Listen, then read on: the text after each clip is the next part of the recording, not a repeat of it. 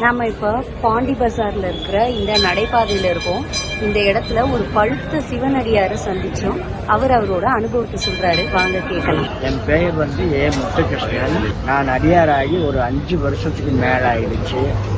பெரும்பாலும் உங்களுக்கு காசி அந்த மானசரோவர் எல்லாமே அங்க சுற்றி பார்த்தோம். 19 நாள் அங்கே இருந்தோம். ஆனால் மழை பனி குளிரடிச்சதுனால கொஞ்சம் சீக்கிரம் வந்துட்டோம்.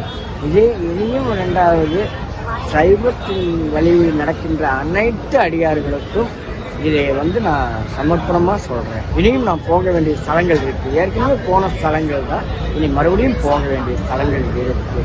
எல்லாரும் இந்த உலகத்தில் நல்லா இருக்கணும், அதுதான் எங்களுடைய. அதுக்கு எல்லாருடைய சிவன் நமக்கு உதவி பண்ணணும். அவனுடைய அருளால நம்ம மக்கள் அனைவரும் நல்லா இருக்கும். மேக்சிமம் எல்லாரும் கோயில்களுக்கு போய் பழகுங்க. முதல்ல குழந்தைகளை கூப்பிட்டு போங்க. நம்மளுடைய இந்து மதத்துக்கு மிகப்பெரிய ஒரு சின்ன சின்ன பின்னடைவுகள் வருது. அதை நம்ம தடுக்கணும்னா நம்மளுடைய வழிபாடும் நம்மளுடைய பக்தியும் தான் நம்மளை காப்பாற்றி இந்து மதத்தையும் காப்பாற்று.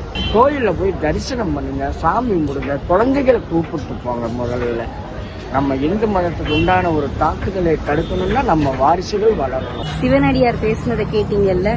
எல்லாருக்கும் இந்த விஜயதசமி நல்ல விஜயதசமியாக அமைய வாழ்த்துக்கள். நான் உங்க இளசோமியா.